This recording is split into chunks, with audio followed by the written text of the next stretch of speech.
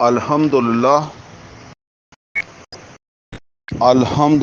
وکفا والصلاة والسلام علی عبادہ الذین اصطفیٰ خصوصاً علی افضلہم وخاتم النبیین محمد الامین وعلی آلہ واصحابہ اجمعین. اعوذ باللہ من الشیطان الرجیم. بسم اللہ الرحمن الرحیم. قال اللہ عز وجل فی کتابہ الکریم للذین یؤلؤون من نسائہم تربص اربعۃ اشہر فإن فاؤوا فإن اللہ غفور رحیم. صدق اللہ العلی العظیم. رب اشرح لی صدری ویسر لی امری واحلل عقدۃ من لسانی یفقہوا قولی. اللہم ارنا الحق حقا وارزقنا اتباعہ وارنا الباطل باطلا وارزقنا اجتنابہ. آمین یا رب العالمین. عزیز دوستو، طریق القرآن کے حوالے سے یہ ہماری 31ویں کلاس ہے اور 31ویں اس کلاس کا آغاز جو ہے وہ سورہ بقرہ کی آیت نمبر 226 سے ہم کر رہے ہیں. 225 آیتیں ہم یا 225 نمبر آیت تک ہم پہلے پڑھ چکے ہیں. سورہ فاتحہ سے لے کر سورہ بقرہ کی آیت نمبر 225 تک کا مطالعہ ہو چکا ہے.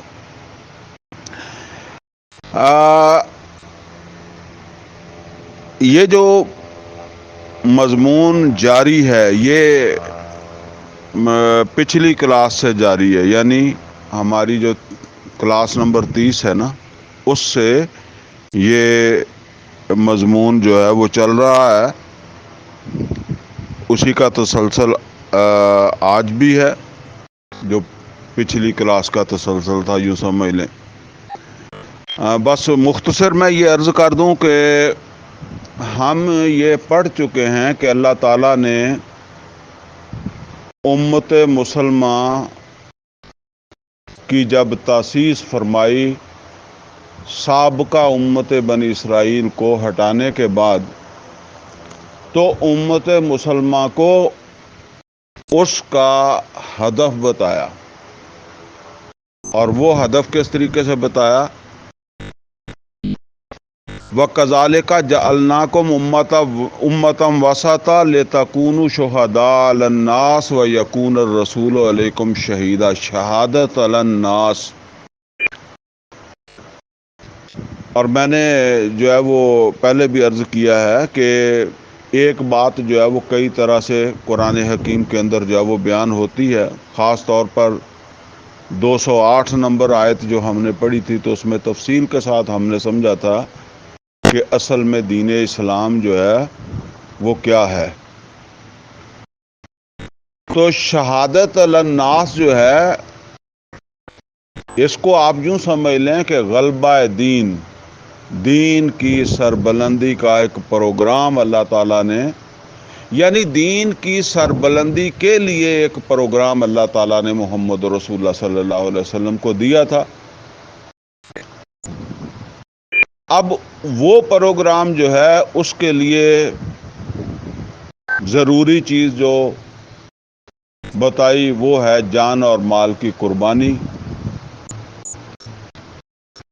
اور چونکہ سورہ بقرہ جو ہے یہ جب نازل ہو رہی ہے، یہ وہ زمانہ ہے جب مسلمان مکہ سے ہجرت کر کے مدینے آ گئے تھے، اور اللہ تعالیٰ کی حکمت میں بھی یہ بات تھی کہ یہ دین جو ہے وہ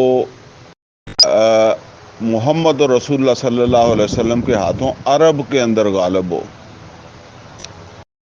اور عرب کا جو اس وقت مرکز تھا وہ مکہ تھا، لہذا مسلمانوں کا رخ اللہ تعالیٰ نے مکہ کی طرف کر دیا. اور وہ اس طرح سے کہ ہم نے پڑھا ہے کہ تھوڑے تھوڑے وقفے کے بعد حج کے احکام آنا شروع ہو گئے، اور حج کے احکامات کے ساتھ ساتھ ہی جہاد جان مال کی قربانی کا جو ہے وہ تذکرہ آنے لگا۔ یہ یوں سمجھ لیں کہ یہ اس مضمون کے اندر جو ہے نا، وہ جس طرح ہم کہتے ہیں کہ تنا یا ریڑھ کی ہڈی، باقی پھر شاخیں ہیں، دوسری چیزیں ہیں، پھول پھل کئی کچھ لگ جاتا ہے نا درخت کے اوپر، تو مرکزی بات تو یہ ہے کہ غلبہ دین ہے، اور غلبہ دین کے لیے جان مال کی قربانی ہے۔ پچھلی دفعہ بلکہ آیت کلاس نمبر جو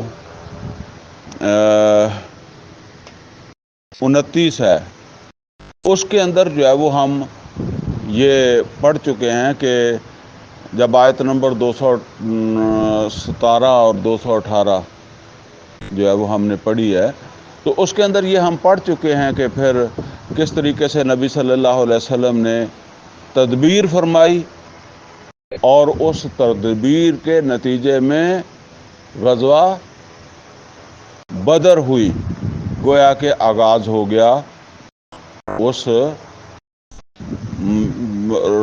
چیز کا جس کے لیے اللہ تعالیٰ نے مسلمانوں کو جو وہ تیار کیا تھا، یا جو ابھی بتائی جا رہی تھی کہ جان اور مال اس راستے میں لگا، تو جو ہے وہ جہاد کا آغاز تو پہلے تھا، اب تو قتال کا آغاز ہے، جنگ باقاعدہ جو ہے وہ شروع ہو۔ تو بہرحال اس وقت میں نے تفصیل سے بتا دیا ہے، چونکہ غزوہ بدر سے پہلے یہ صورت مکمل ہو گئی ہے، لہذا غزوہ بدر کا ذکر اس میں پھر نہیں ہے۔ تو اب جو ہے نا وہ کچھ دوسرے مضامین جو ہے وہ پچھلی ہماری کلاس جو ہے وہ کلاس نمبر 30 جو ہے، اس سے کچھ دوسرے مضامین جو ہے نا ان کا آغاز ہوا ہے۔ وہ کیا ہے؟ دیکھیں، غلبہ دین کا مطلب صرف یہ نہیں ہے کہ جنگ ہی لڑنی ہے، بلکہ جنگ تو غلبے کے لیے لڑنی ہے، اور غلبے کے بعد ایک معاشرے کو وجود میں لانا ہے، اسلامی معاشرہ۔ میں نے عرض کیا تھا کہ نبی صلی اللہ علیہ وسلم کے زمانے میں تو جنگ ہوئی مکہ والوں کے ساتھ، یا آپ کہہ لیں عرب کے اندر، لیکن بعد میں عمر فاروق رضی اللہ تعالیٰ عنہ کے زمانے میں جنگ ہوئی ہے، لیکن اس علاقے میں نہیں ہوئی، کیونکہ یہاں دین کا غلبہ ہو گیا تھا۔ پھر سرحدوں پر ہوتی رہی ہے۔ اب یہ جس علاقے کے اندر جو ہے وہ دین کا غلبہ ہو گیا ہے، وہاں ایک پرامن معاشرہ، اسلامی معاشرہ، اس کے کیا اصول ہیں، تو پھر وہ ہدایت اللہ تعالیٰ کی طرف سے جو ہے وہ دی گئی ہیں۔ مثال کے طور پر کہ اسلامی معاشرے کے اندر جوا درست نہیں ہے، شراب نوشی درست نہیں ہے، اسی طریقے سے جو ہے وہ یتیموں اور بیواؤں کے حقوق، کیونکہ خاص طور پر اب جنگیں ہوں گی تو اس میں بیوائیں بھی ہو جائیں گی اور یتیم بھی ہوں گے، تو اگر ان کو کوئی تحفظ دینے والا نہیں ہے تو پھر ظاہر بات ہے کہ جس کی بیوی ہے اور جس کے بچے ہیں وہ تو میدان جنگ کے اندر جاتے ہوئے جو ہے وہ پریشان ہی رہے گا، اس کی تو خواہش ہوگی کہ میں بچ کے واپس چلا جاؤں۔ تو اس اعتبار سے جو ہے وہ یہ احکامات بھی جو ہے وہ دیے گئے۔ پھر حیض، نفاس، اس کے حوالے سے، پھر نکاح وغیرہ کے حوالے سے، کیونکہ اس سے پہلے نکاح وغیرہ کے حوالے سے کوئی احکامات نہیں آئے تھے، تو نکاح کس سے ہو سکتا ہے مسلمان کا، کس سے ہو سکتا ہے مسلمان عورت کا، اور کس سے ہو سکتا ہے مسلمان مرد کا، یا غیر مسلموں سے کسی کا نکاح ہو سکتا ہے نہیں ہو سکتا، یہ اس طرح کے جو ہے وہ احکامات، جن کی بنیاد پر پھر اب جو نکاح درست نہیں تھے وہ پھر ختم ہو گئے۔ تو بہرحال اسی طرح اسی سے متعلق اور بھی جو ضروری چیزیں تھیں وہ اللہ تعالیٰ نے جو ہے وہ بیان فرمائی ہیں۔ اس وقت ہم جو آیت نمبر 226 ہے نا جس سے شروع کر رہے ہیں، تو یہاں سے اب یوں ہی سمجھ لیں کہ میاں بیوی کے یہ جو تعلق ہے نا، اسی حوالے سے اب بات شروع ہو رہی ہے، اور یہ کافی طویل ہے سلسلہ، تو کوئی اس کے علاوہ بھی 2 کلاسیں ہماری جو ہے وہ ہو جائیں گی اسی مضمون کی آیات پر۔ اب فرمایا کہ للذین یؤلون من نسائہم، وہ لوگ جو اپنی بیویوں کے ساتھ ایلا کر لیں۔ یہ ایلا یہ ہے کہ ایک تو طلاق ہوتی ہے نا، وہ تو اور چیز ہے، ایک یہ ہے کہ آدمی ویسے ہی اپنی بیوی سے کہہ دے کہ میں اب تیرے پاس نہیں آؤں گا، یا قسم کھا لے، ٹھیک ہے، کہ میں نے قسم کھا لیا کہ میں اب اپنی بیوی سے ہم بستر نہیں ہوں گا۔ اب یہ طلاق بھی نہیں ہے، تو اس کو ایلا کہتے ہیں۔ تو بعض اوقات لوگ جو ہے وہ اپنی بیویوں سے ناراض ہوتے تھے کسی وجہ سے، تو پھر اس طرح کی بات کر لیتے تھے۔ تو فرمایا کہ جو اپنی بیویوں کے ساتھ ایلا کریں، یتربصوا 4 اشہر، تو انتظار کریں 4 مہینے، یعنی مطلب یہ ہے کہ 4 مہینے تک تو وہ اس حال میں رہ سکتے ہیں، ٹھیک ہے۔ فَإِنْ فَاؤُوا، پھر اگر 4 مہینے میں وہ لوٹ آئیں، یعنی آخری حد 4 ہے، وہ مہینے بعد بھی آ سکتے ہیں، یا 2 دن بعد بھی آ سکتے ہیں، یا 2 گھنٹے بعد بھی آ سکتے ہیں، وہ کوئی پابندی نہیں ہے، زیادہ سے زیادہ 4 مہینے۔ فَإِنْ فَاؤُوا، پھر اگر وہ رجوع کر لیں، فَإِنَّ اللَّهَ غَفُورٌ رَحِيمٌ، تو اللہ معاف کرنے والا ہے اور اللہ تعالی رحم کرنے والا ہے۔ یعنی کوئی مسئلہ بس اتنا ہے کہ اگر انہوں نے قسم کھائی ہے تو پھر قسم کا کفارہ وغیرہ وہ تو ایک علیحدہ مسئلہ ہے نا، تو اگر ویسے ہی تھا تو بھی 4 مہینے تک کا یہ ٹائم ہے۔ آگے کیا ہے؟ 4 مہینے ہو گئے تو بندہ رجوع نہیں کرنا چاہتا، نہیں کیا، تو پھر اللہ تعالیٰ فرماتا ہے کہ پھر طلاق دے دو، ٹھیک ہے نا۔ آگے اس طرح مت رکھو، یہ سمجھ لیں یہ انہی کے لیے ہے جو چیلنج دے کر بات کریں نا اپنی بیوی کو کہ میں اب تمہارے پاس نہیں آؤں گا، یا میں نے قسم کھائی ہے۔ بعض اوقات بندہ سعودی عرب چلا جاتا ہے تو وہ 2 سال بھی نہیں آتا، یہ وہ اور چیز ہے، ٹھیک ہے نا۔ ایلا یہ ہے کہ آپ نے اسے بتایا ہے کہ میں نے تیرے ساتھ تعلق ختم کر لیا ہے، ٹھیک ہے نا۔ تو فرمایا کہ وَإِنْ عَزَمُوا الطَّلَاقَ، پھر اگر انہوں نے طلاق کا عزم کر لیا، یعنی بس پھر طلاق کا ارادہ کر لیا، اس کا مطلب یہ ہے کہ اب ان کا طلاق کا ارادہ ہے، فَإِنَّ اللَّهَ سَمِيعٌ عَلِيمٌ، تو دے دیں، مطلب یہ ہے جیسے ہم کہتے ہیں کہ پھر طلاق دے دیں۔ اب باقی یہ ہے کہ عورت کی غلطی ہے، مرد کی غلطی ہے، تو یہ حساب اللہ کر دے گا، کسی کی تو ہوگی، ٹھیک ہے۔ جو بات یہاں تک پہنچی ہے، تو اس کا یہ مطلب نہیں ہے کہ وہ طلاق دینے والا جو ہے وہ حق بجانب ہوگا، اگر اس کی غلطی ہوگی تو پھر اللہ تعالیٰ سننے والا ہے اور جاننے والا، اگر عورت کی غلطی ہوگی تو پھر بھی اللہ سننے والا اور علم والا ہے۔ اب آگے اب یوں سمجھ لیں کہ ایک طلاق ہو گئی، ٹھیک ہے نا، ایک طلاق کا یہاں ذکر آ گیا۔ اب آگے چلیے بات۔ وَالْمُطَلَّقَاتُ يَتَرَبَّصْنَ بِأَنفُسِهِنَّ 3 قُرُوء، جن کو طلاق ہو جائے مطلقہ، وہ روکے رکھیں اپنے آپ کو 3 حیض کی مدت تک، 3 قُرُوء 3 حیض کی مدت تک۔ یہاں نوٹ کر لیں کہ صحیح جو طلاق کا طریقہ ہے، جو ہمارے تقریباً اختیار نہیں کیا جاتا، خواہ وہ دیوبندی ہو، اہل حدیث ہو، بریلوی ہو، وہ اختیار نہیں کرتے، طلاق دینے کے بعد بھی وہ آپ کے گھر میں رہے گی اگر آپ نے دیا تو اسے یہ 3 قروء کہاں گزارنے ہیں؟ اسی گھر میں گزارنے ہیں، اور وہ آپ کی بیوی شمار ہوگی 3 قروء تک، اور اس کا نان نفقہ کس کے ذمہ ہے؟ وہ بھی اسی طرح آپ کے گھر میں آپ کے ذمہ ہے، کیونکہ ابھی طلاق جو ہے نا وہ واقعہ نہیں ہوئی ہے، بس شروع ہو گیا ہے پروسیس، آپ سمجھ لیں، لیکن مکمل نہیں ہوا۔ اس نے یہ پروسیس کہاں مکمل کرنا ہے؟ اسی گھر میں۔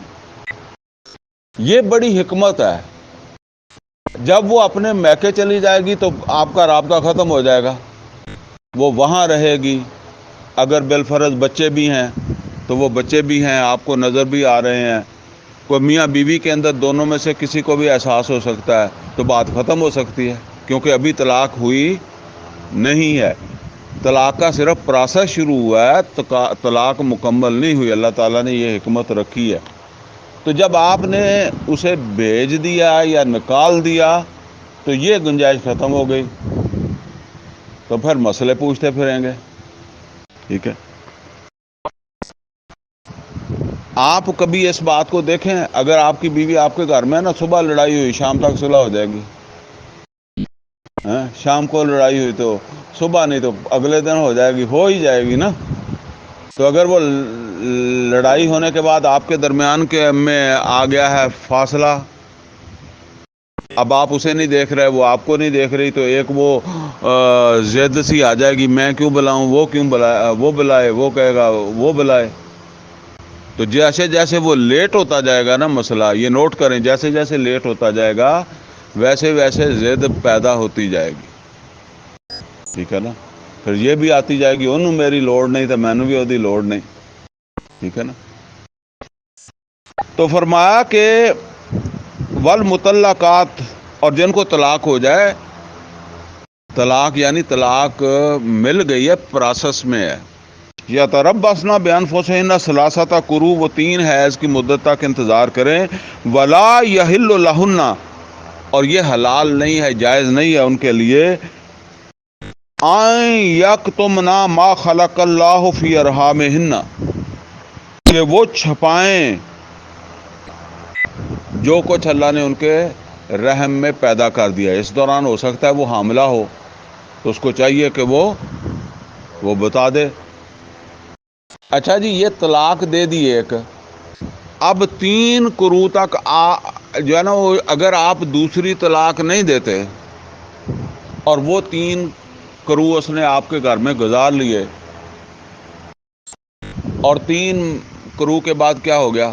اب طلاق ہو گئی، اب وہ آپ کا گھر چھوڑ دے، اب وہ آپ کی بیوی نہیں رہی۔ لیکن اس سے پہلے یہ تھا کہ جب تک 3 قروء مکمل نہیں ہوئے تھے، آپ ایسے ہی کہہ سکتے تھے کہ میں نے طلاق واپس لے لی ہے، ٹھیک ہے نا؟ اگر منہ سے نہیں کہتے تو آپ کوئی ایسا عمل کرتے جس سے پتہ لگے کہ اب آپ بیوی سمجھ رہے ہیں، ٹھیک ہے نا؟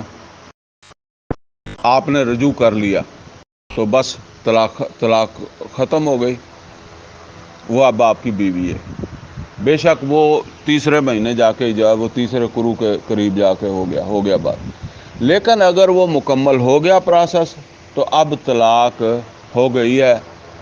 اب ایک رستہ ہے، وہ رستہ یہ ہے کہ آپ اگر دونوں راضی ہیں، ان دونوں راضی ہونے میں یہ بات ہے کہ اب آپ یہ نہ ہو کہ بھئی وہ مسئلے آپ حل کر لیں جس وجہ سے بات یہاں تک پہنچی تھی، تو آپ دوبارہ نکاح کر سکتے ہیں، ٹھیک ہے نا؟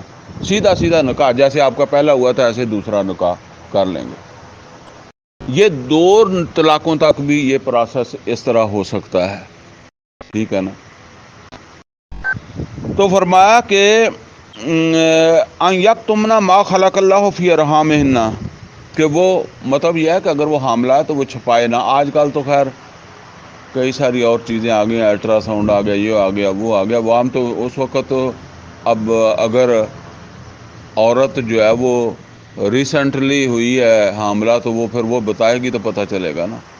تو وہ سوچے کہ مجھے تو طلاق ہو جانی ہے تو میں نہ بتاؤں، یہ بھی ہو سکتا ہے. تو اللہ تعالیٰ نے فرمایا کہ وہ بتائیں. ان کننا یؤمن باللہ والیوم الآخر، اگر وہ اللہ اور آخرت کے اوپر ایمان رکھنے والی ہیں تو پھر چھپائیں نہیں، اس حمل کو نہ چھپائیں بلکہ بتائیں. چھپائیں گی کیوں؟ کہ بچہ ہوگا تو پھر شوہر دعوے دار بن جائے گا اور کوئی مسائل ہوں گے. بہرحال آگے فرمایا وَبَعُولَتُهُنَّ أَحَقُّ بِرَدِّهِنَّ فِي ذَلِكَ، ان کے شوہر زیادہ حقدار ہیں ان کو لوٹا لینے کے اس دوران. کس دوران؟ یہ 3 قروء جو ہے نا، اس کے دوران اگر وہ لوٹانا چاہیں طلاق کو تو لوٹا لیں. ان ارادو اصلاح، بشرطے کہ وہ اصلاح کرنا چاہیں. ٹھیک ہے نا. اور یہی بات ہے کہ طلاق ہو بھی گئی ہے تو پھر بھی وہ اپنے مسائل کو سیدھا کر کے نکاح کر لیں. یہ نہ ہو کہ پھر وہ دوسرے دن پھر شروع ہو جائے. اب آگے فرمایا کیونکہ یہ طلاق کس نے دی ہے؟ شوہر نے. تو اب وہ آگے ایک بات بتائیے. فرمایا وَلَهُنَّ مِثْلُ الَّذِي عَلَيْهِنَّ بِالْمَعْرُوفِ، عورتوں کے بھی حقوق ہیں جیسے ان پر فرائض ہیں. یعنی جس طرح کے عورتوں کے فرائض ہیں اسی طرح کے ان کے حقوق بھی ہیں. البتہ وَلِلرِّجَالِ عَلَيْهِنَّ دَرَجَةٌ، اللہ تعالیٰ نے یعنی مردوں کو وَلِلرِّجَالِ، اور مردوں کو ہے عَلَيْهِنَّ درجہ، ان پر ایک درجہ، یعنی اللہ نے ایک درجہ ان کو فضیلت کا دیا ہے.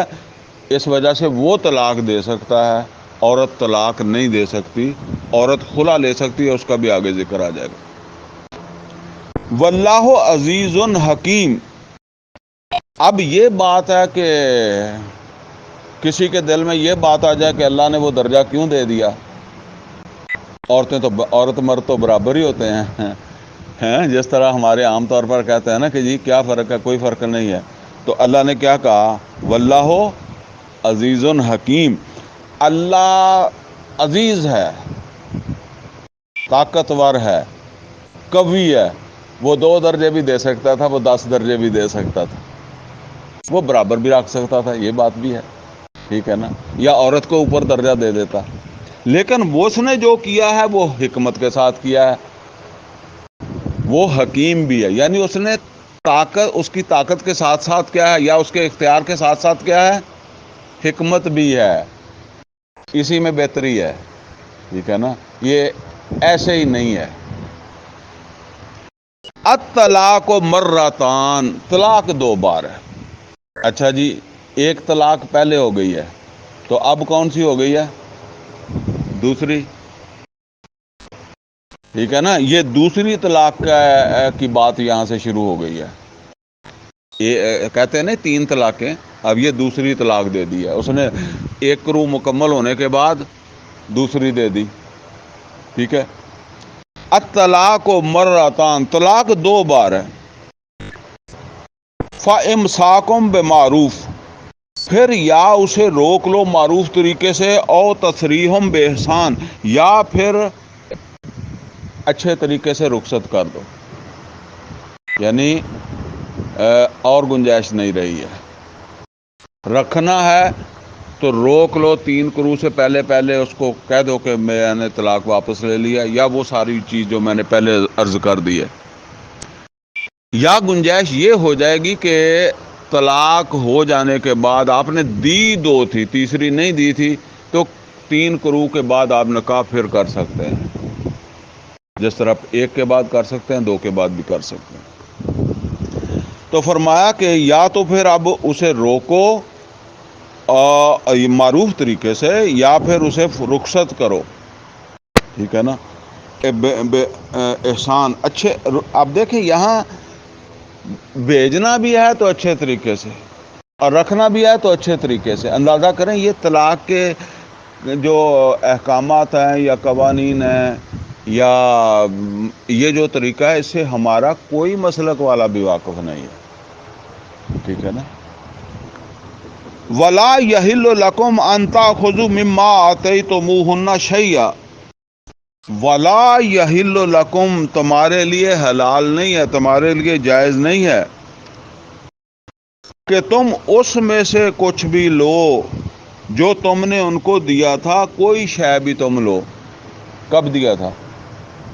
تمہاری بیوی تھی تو بیوی ہونے کے ناطے تم نے اس کے نام مکان کرا دیا، تم نے اس کو کوئی زیور بنا دیا، کوئی دوسرا تیسرا بنا دیا.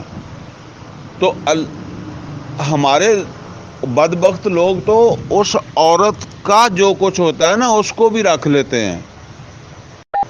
جہیز کا اس کا اگر کوئی سامان ہے یا کوئی دوسرا اس کو دیا ہے. یہاں اللہ تعالیٰ فرما رہا ہے کہ تم نے جو کچھ اس کو دیا ہے وہ جتنا بھی ہے تم اب اس میں سے کچھ نہیں رکھ سکتے، کوئی شے نہیں رکھ سکتے، حلال نہیں ہے تمہارے لیے. یہ پوری توجہ رکھیں گے تو بات سمجھ جائے گی.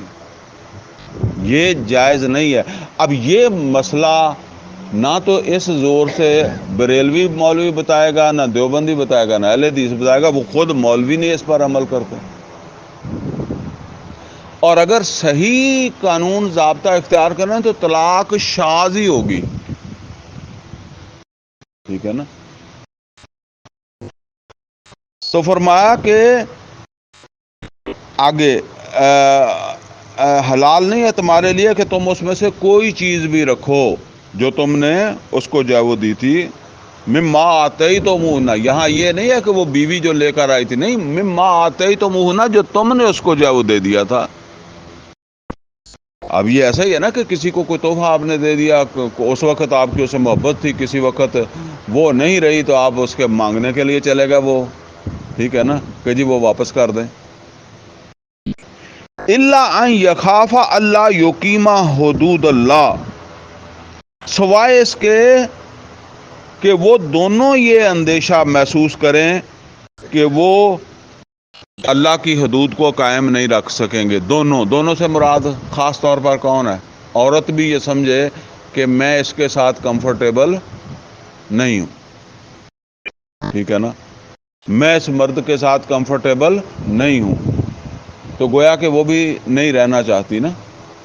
ٹھیک ہے، تو یا وہ خود بھی اس کو اختیار ہے وہ کہے کہ میں نہیں اس کے ساتھ رہ سکتی. بس وہ ایک واقعہ میں نے آپ کو سنایا تھا نا کہ ایک صحابیہ تھی جس کے شوہر نے جا کر نبی صلی اللہ علیہ وسلم سے کہا کہ میری بیوی طلاق مانگ رہی ہے، آپ خلا مانگ رہی ہے، تو آپ اسے سمجھا دیں. نبی صلی اللہ علیہ وسلم نے سمجھایا. اس نے کہا کہ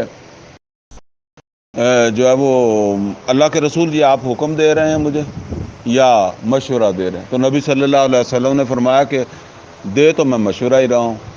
تو اس نے کہا کہ پھر میں نے طلاق لینی ہے. تو نبی صلی اللہ علیہ وسلم نے فرمایا کہ طلاق لینی ہے تو تمہیں مہر چھوڑنا پڑے گا. اس نے کہا اتنا میں اپنے پاس سے بھی دے دوں گی، یعنی وہ اس کا تو چھوڑ ہی دوں گی تو میں اپنے پاس سے بھی دے دوں گی اگر وہ مجھے طلاق دے دے. تو وہ اپنے پاس سے بھی دے سکتی ہے. ٹھیک ہے نا. اور اس میں پھر وہ کوئی بات ہو سکتی ہے کہ آپ نے گھر لگوا دیا تھا بیوی کے نام سے، کیونکہ وہ ظاہر ہے آپ تو یہ نہیں سمجھتے تھے نا کہ وہ طلاق مانگے گی. اب وہ طلاق مانگتی ہے تو آپ اسے کہہ سکتے ہیں کہ بی بی میں نے نیا بھی کرنا ہے تو یہ مکان تجھے دے دوں گا، تو پھر میں اس کو کہاں رکھوں گا، یہ واپس کر جا. ٹھیک ہے نا. ادروائز آپ نے لگوایا تھا، طلاق آپ دیتے ہیں تو پھر یہ اس کا ہے،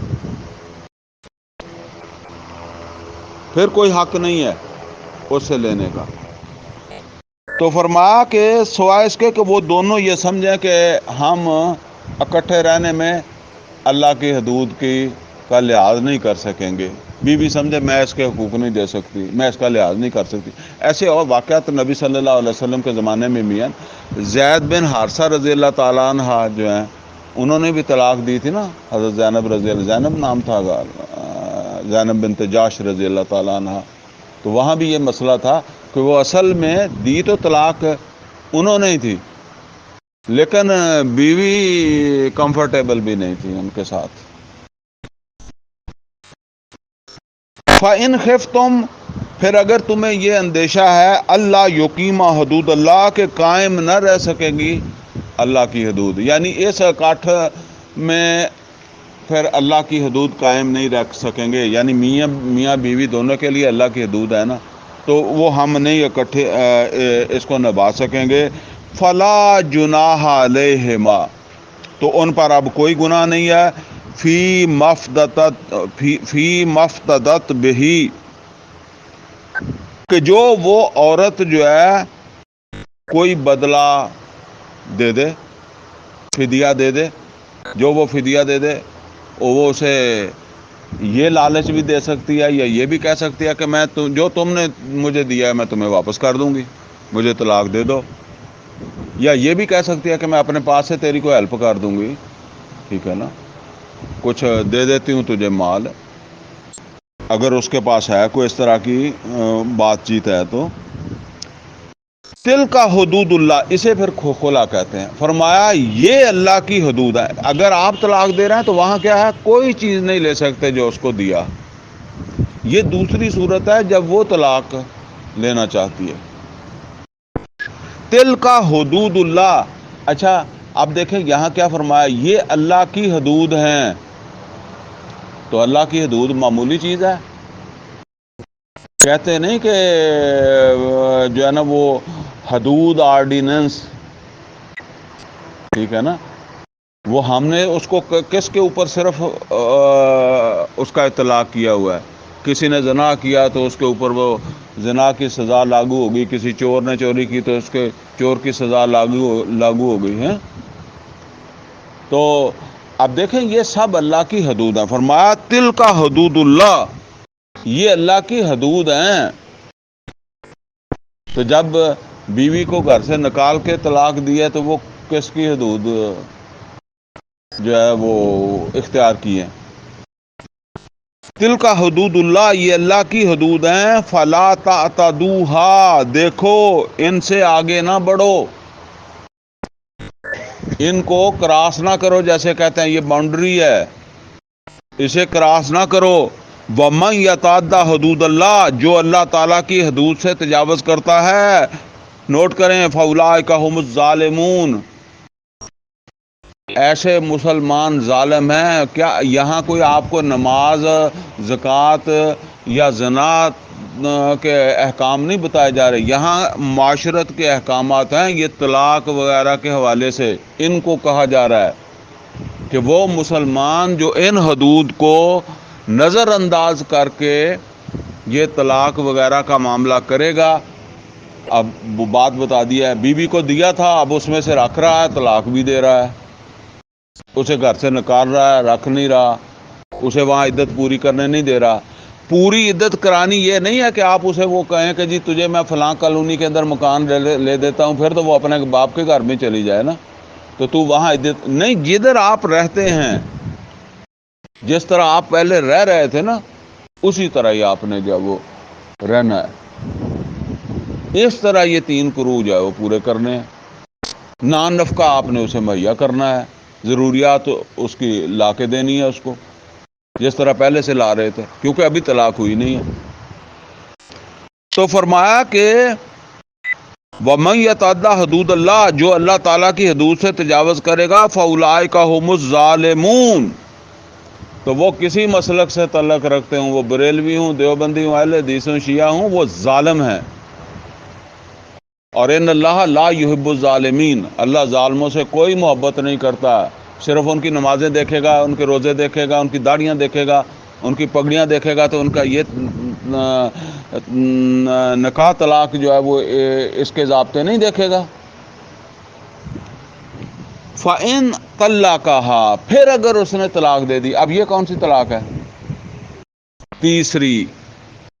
کہتے ہیں یہ اب پھر اس نے دے دی طلاق. فَإِن طَلَّقَهَا، پھر اگر اس نے طلاق دے دی، فَلَا تَحِلُّ لَهُ مِن بَعْدُ، اب تو وہ اس کے لیے حلال نہیں رہی. کہتے ہیں نا 3 طلاقیں ہو گئی. فَلَا تَحِلُّ لَهُ مِن بَعْدُ، تو اس کے بعد تو وہ اب اس کے لیے حلال نہیں ہے وہ عورت. حد یہ اب جب تیسرا کرو پورا ہو تو اس وقت دے دے, تو جو پہلے دن ہی دے دے.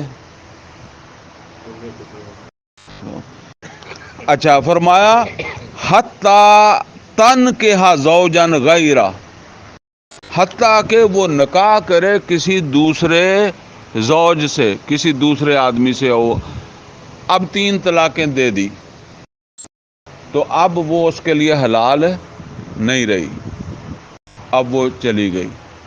اس نے جا کر کوئی اور شادی کر لی, اور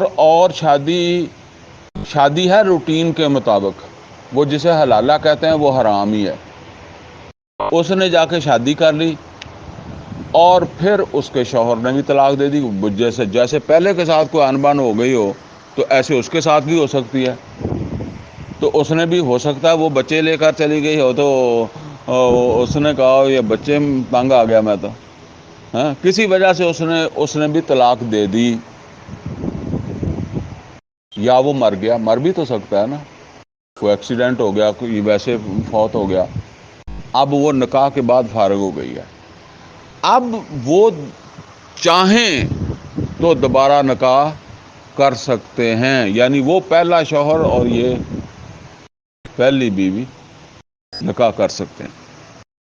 حتی تن کے ہا زوجن غیرہ فَإِن طَلَّقَهَا, پھر اگر اس نے بھی طلاق دے دی. کس نے؟ ہاں, جس کے ساتھ اس عورت نے اب نکاح کیا تھا. فَإِن طَلَّقَهَا, تو پھر اگر اس نے بھی طلاق دے دی. فَلَا جُنَاحَ عَلَيْهِمَا, تو گناہ نہیں ہے ان دونوں پر. أَن يَتَرَاجَعَا, کہ وہ مراجعت کر لیں. کون مراجعت کر لیں؟ وہ پہلا شوہر اور یہ عورت جس کو اب نئے شوہر نے طلاق دے دی. لیکن اس کے ساتھ ایک بات اللہ نے فرمائی ہے, ان ظنا ان یقیما حدود اللہ, اگر انہیں اب یہ اطمینان ہو, یہ تسلی ہو کہ اب اللہ کی حدود قائم رکھیں گے. یعنی وہ جو مسائل جس کی وجہ سے وہ بات شروع ہوئی تھی, جو یہاں تک پہنچی تھی نا, وہ انہوں نے حل کر لیے, یا اس کے اوپر کوئی کمپرومائز ہو گیا تو ٹھیک ہے. وہ عورت کہے جی ٹھیک ہے وہ مسئلہ دوبارہ نہیں ہوگا, یا مرد کہے کہ وہ مسئلہ دوبارہ نہیں ہوگا. وَتِلْكَ حدود اللہ, اب دیکھیں یہاں رپیٹ حدود اللہ کتنی دفعہ آ رہا ہے. یہ ہے ترجمے کے ساتھ قرآن نہ پڑھنے کا نقصان. اور جاہل مولوی کہتا ہے کہ جی قرآن ہر ایک کے ترجمے کے لیے نہیں ہے. تو ہر ایک کے ترجمے کے لیے نہیں ہے تو دیتا مولوی طلاق اس طرح نہیں ہے. تو فرمایا اب دیکھیں کتنی دفعہ حدود اللہ آ رہا ہے. وَتِلْكَ حدود اللہ, یہ اللہ کی حدود ہیں. یُبَيِّنُهَا لِقَوْمٍ يَعْلَمُونَ, بیان کر رہا ہے ان لوگوں کے لیے جو اللہ کی حدود جاننا چاہتے ہیں. جو اللہ کی حدود جاننا چاہتے ہیں نا, ان کے لیے بیان کر رہا ہے. جو جاننا نہیں چاہتے تو پھر ان کے لیے کیا ہے, کیونکہ جن نے عمل کرنا ہے وہ جاننا چاہے گا نا کہ جی میں پابندی کروں. وَإِذَا طَلَّقْتُمُ النِّسَاءَ, اور جس وقت تم طلاق دے دو عورتوں کو, فَبَلَغْنَ أَجَلَهُنَّ, اور وہ پہنچ جائیں اپنی عدت کو, فَأَمْسِكُوهُنَّ بِمَعْرُوفٍ, تو پھر روک لو ان کو معروف طریقے سے. او سرحوہن بمعروف, یا ان کو رخصت کر دو معروف طریقے سے. یعنی جب عورتوں کو طلاق دے دو تو وہ اپنی عدت, اب دیکھیں کب رخصت کرنا ہے, ذرا نوٹ کریں, دوبارہ اس کو پڑھیں, میری توجہ اس بات کی طرف گئی ہے نا ابھی. وَإِذَا طَلَّقْتُمُ النِّسَاءَ, جب تم نے عورتوں کو طلاق دے دی. آگے کیا ہے انس بھائی, آگے کیا ہے؟ فَبَلَغْنَ أَجَلَهُنَّ, اور وہ اپنی اجل کو پہنچ جائیں, اپنی عدت کو پہنچ جائیں. اب رخصت کرو. تم اسے پہلے رخصت کرتے ہو. سمجھ آئی بات یا نہیں؟ فَبَلَغْنَا أَجَلَهُنَّ، اور وہ پہنچ جائے اپنی عدت کو، تو کیا کرو؟ اب ظاہر ہے عدت کو پہنچ گئی تو طلاق پوری ہو گئی ہے. اب فَأَمْسِكُوهُنَّ بِمَعْرُوفٍ، اب یہ بھی اس وقت ہے جب وہ قریب قریب پہنچی ہوئی ہے نا، اپنی وہ ٹائم اس کا پورا ہونے والا ہے، تو اللہ تعالیٰ کہہ رہا ہے کہ فائنل سوچ لو. روکنا ہے تو روکو معروف طریقے سے. او سرہوہن بمعروف، اگر رخصت ہی کرنا ہے تو پھر بھی معروف طریقے سے. کیا مطلب ہے معروف کا؟ الزام لگا کر رخصت کرنا مطلب یہ ہے کہ کوئی وجہ ہو سکتی ہے آپ کی، اس کی، آپ کہیں کہ جی اس کا یہ میری عزت نہیں کرتی، لیکن اب آپ اسے رخصت کر رہے ہیں تو آپ اسے کوئی اور الزام لگاتے ہیں، اس کے کریکٹر کے حوالے سے لگانا شروع کر دیتے ہیں. یہ میں نے فلاں آدمی کے ساتھ ہنس کر بول رہی تھی، فلاں آدمی کے ساتھ اس کا یہ معاملہ تھا. تو جو اس پر الزام ہے ہی نہیں وہ اس کے اوپر لگا رہے ہیں. تو اللہ تعالیٰ کہہ رہا ہے کہ اس کو رخصت کرو معروف طریقے کے ساتھ. خام خواہ الزام بہتان بازی نہیں کرنی ہے. روکنا بھی ہے تو پھر اسے تانے دے کے نہیں روکنا. یہ بھی بات اللہ تعالیٰ کہہ رہا ہے فَأَمْسِكُوهُنَّ بِمَعْرُوفٍ، تانے دینے کے لیے روک لو نہیں. پھر رخصت کرنا ہے تو وہ بھی معروف طریقے سے رخصت کرو. وَلَا تُمْسِكُوهُنَّ ضِرَارًا لِتَعْتَدُوا، اور ان کو روکو نہ پریشان کرنے کے لیے. اور کسی آدمی نے سوچا کہ بعض اوقات آدمی کیا کرتا ہے، وہ کہتا ہے جی میں اس کو معافی منگوانی ہے، معافی منگے گی تو میں روکاں گا. اچھا وہ عورت جو ہے اس نے معافی نہیں مانگی، اب ٹائم ہو گیا پورا، تو اب اس کو پتا ہے کہ 3 کرو اس کو حیض آ گیا تو کیا ہوگا، یہ فارغ ہو جائے گی، پھر میں روک ہی نہیں سکتا. ٹھیک ہے نا؟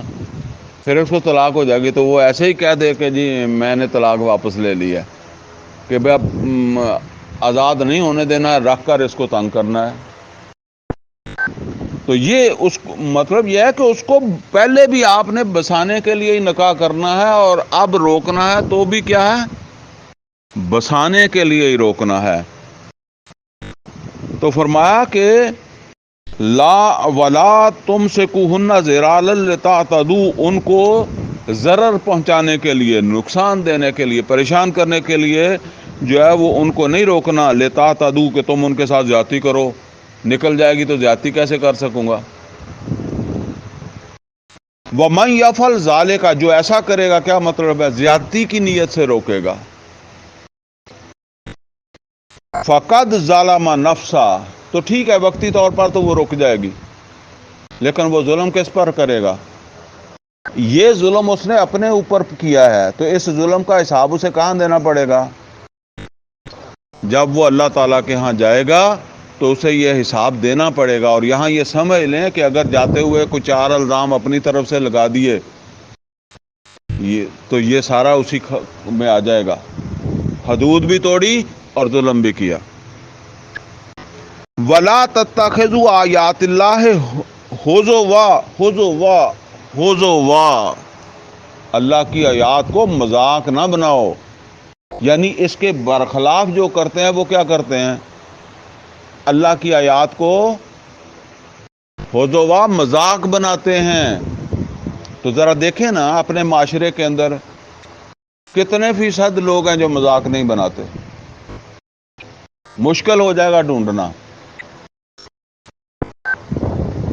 اندازہ کریں، ایسے ایک ایک لفظ کے اوپر آپ غور کریں تو آپ بھول جائیں گے کہ جی وہ سارا زور نمازوں پر ہی ہے، سارا زور روزوں پر ہی ہے. پھر آپ کو یہ لگے گا سارا زور تو اللہ نے یہاں لگا دیا. اور اتنے زور کے ساتھ تو آپ نے کہیں نمازوں کا تذکرہ نہیں سنا.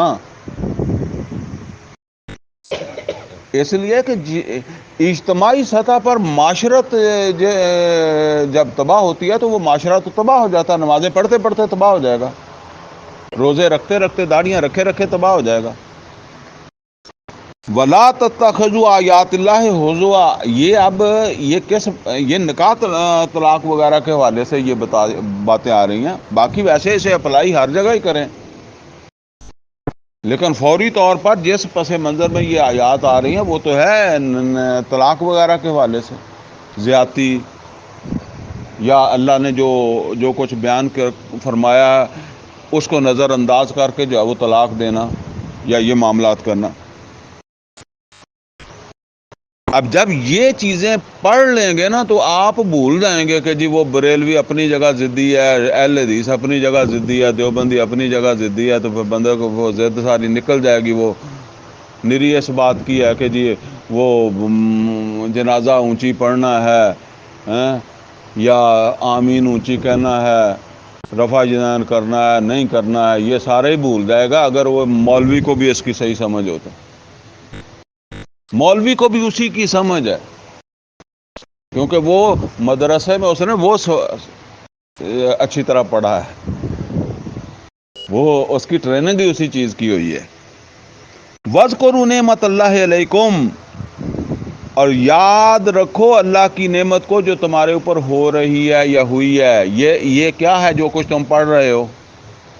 یہ اللہ کی نعمت ہے، اور یہ یاد رکھنے کے لیے ہے، یہ بھول جانے کے لیے نہیں ہے کہ کل کو تمہارا کوئی اپنی بیوی کے ساتھ معاملہ ہو یا تمہارے گھر میں دائیں بائیں کوئی یہ چیز ہو تو تمہیں یاد ہونی چاہیے کہ اس پر عمل کرنا ہے۔ وَمَا أَنزَلَ عَلَيْكُم مِّنَ الْكِتَابِ وَالْحِکْمَةِ، اور جو بھی اس نے نازل کیا ہے اس کتاب میں اور حکمت میں سے، یہ اسی کتاب میں احکامات ہے، اسی میں حکمت ہے۔ وَأَنزَلَ اللَّهُ عَلَيْكَ الْكِتَابَ وَالْحِکْمَةَ، تو جو کچھ بھی اس نے احکامات اور حکمت نازل کی ہے نا، تو یہ اللہ تعالیٰ کی بڑی نعمت ہے، اس کو یاد رکھو، اس احسان کو بھی یاد رکھو۔ یعظکم بہ، یہ وہ چیز ہے جس کے ذریعے سے اللہ تمہیں واعظ کر رہا ہے۔ کبھی آپ نے سنا نہ کہتا جی مولوی نے بڑا واعظ کیا، یعظکم، تمہیں واعظ کر رہا ہے اللہ۔ واعظ کس لیے ہوتا ہے؟ اصلاح کے لیے، تمہاری اصلاح کے لیے یہ باتیں بتائی جا رہی ہیں۔